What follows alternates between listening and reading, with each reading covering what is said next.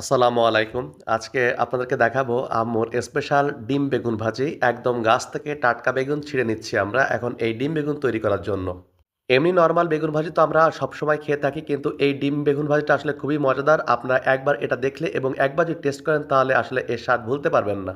খুবই সহজ এবং খুবই মজাদার এই ডিম বেগুন ভাজি তৈরি করার জন্য প্রথমেই আমরা গাছ থেকে সাদা একটি গোল বেগুন ছিঁড়ে নিলাম। এখন বেগুনটাকে আম্মু সুন্দর করে পিস পিস করে কেটে নিচ্ছে। এমনিতেই এই সাদা বেগুনগুলো অন্য বেগুনের থেকে একটু বেশি মিষ্টি হয়ে থাকে। তারপরে যেহেতু আমরা বাড়িতে কোনো প্রকার সার, ওষুধ, কীটনাশক কিছুই দিই নাই, তাই আমাদের এই বেগুনের স্বাদটা আসলেই একটু বেশি। আমরা প্রথমেই একটি বাটিতে একটি দেশি মুরগির ডিম ভেঙে নিলাম। এর ভিতরে আমরা এখন আস্তে আস্তে আমাদের বাকি উপকরণগুলো দিয়ে দিব। আমরা প্রথমে দিলাম ঝালের গুঁড়া, এরপরে দিচ্ছি জিরার গুঁড়া, তারপরে পরিমাণ মতো লবণ এবং এর ভিতরে দিচ্ছি হলুদের গুঁড়া।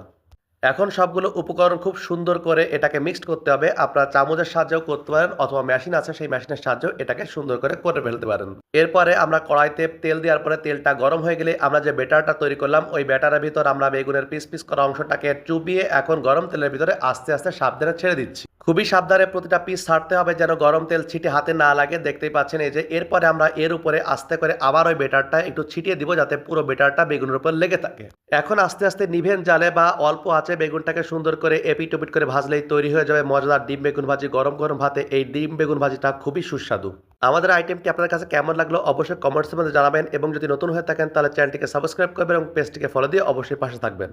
ধন্যবাদ সবাইকে। আজ এ পর্যন্তই, দেখা হবে আগামীকাল নতুন কোনো ভিডিওতে ইনশাআল্লাহ। ততক্ষণ পর্যন্ত সবাই ভালো থাকবেন, সুস্থ থাকবেন। আল্লাহ হাফেজ। আসসালামু আলাইকুম ওয়া রাহমাতুল্লাহ।